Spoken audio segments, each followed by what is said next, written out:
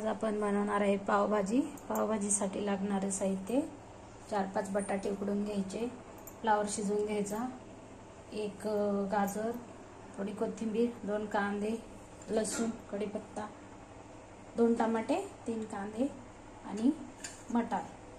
चला तर मग पाहूया रेसिपी। फोडणीसाठी तेल, जिरं। पाहूया रेसिपी। मी कविता किचन मध्ये तुमचं स्वागत आहे। आज आपण बनवणार आहे पावभाजी। त्यासाठी पाव किलो फ्लावर, पाव किलो वाटाणा, 1 गाजर कट करून उकडायला ठेवले, 4 बटाटे ठेवलेत उकडायला आणि आपण आता दाखवलेलं कांदा, लसूण, अद्रक, कोथिंबीरची पेस्ट केली, हिंग चुटकीभर आणि 2 चमचे कांदा लसूण मसाला, 1 चमचा हळद, 1 चमचा मीठ आणि ही मॅगी मसाला। याच्याने छान टेस्ट येते। तुम्ही पावभाजी मसाला पण टाकू शकता, माझ्याकडे आता पावभाजी मसाला नाहीये। चला तर मग पाहूया पावभाजीची रेसिपी। चला तर मग पाहूया पावभाजीची रेसिपी। आता छान उकडलेले आहेत, त्याला आपण असं काढून घेऊया।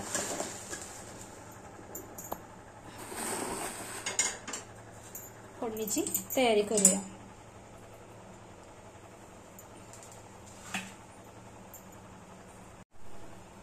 कढई ठेवली, आता त्यात आपण 2-3 माप तेलात, जे माप असते ना ते 3 माप तेल टाकून घेऊया। चला तर मग फोडणी तयार करूया पावभाजी रेसिपीची। जिरं मोहरी टाकूया 1 चमचा,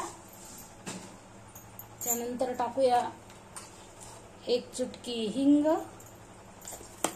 आणि हे जे आपण बनवलेलं आहे ना पेस्ट, हे पण टाकून घेऊया।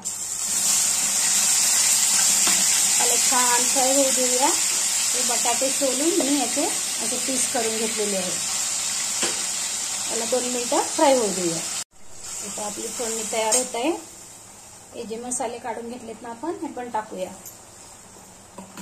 मसाले छान फ्राय झाले ना, भाजीला छान टेस्ट येते। याला आणखी 2 मिनिटं असेच फ्राय करून घेऊया। छान तेल सोडलं ना, खूप छान भाजी होते पावभाजी। माझी रेसिपी आवडली असेल तर व्हिडिओला लाईक करा, शेअर करा, सबस्क्राईब करा। व्हिडिओ पाहिल्याबद्दल धन्यवाद। पाहूया 2 मिनिटांनी आणखीन 2 मिनिटं फ्राय करून घेऊया। हे पहा, आता आपल्या फोडणीला छान असं तेल सुटलेलं आहे, म्हणजे आपली फोडणी तयार आहे। हे जे बटाटा आहे ना, मी उकडून सोलून कट करून घेतलाय, आपण टाकून घेऊया। त्याला मिक्स करूया आणि हे फ्लावर, वाटाणा आणि गाजर कट केलेले हे पण टाकूया। छान मिक्स होऊ देऊया। याला आपण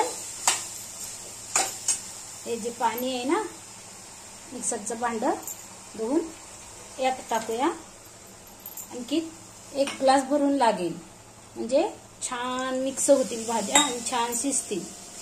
आता आपण पूर्ण छान असं मिक्स करून घेऊया आणि झाकून ठेवून 1-5 मिनिटांसाठी शिजवून घेऊया। चला तर पाहूया 5 मिनिटांनी।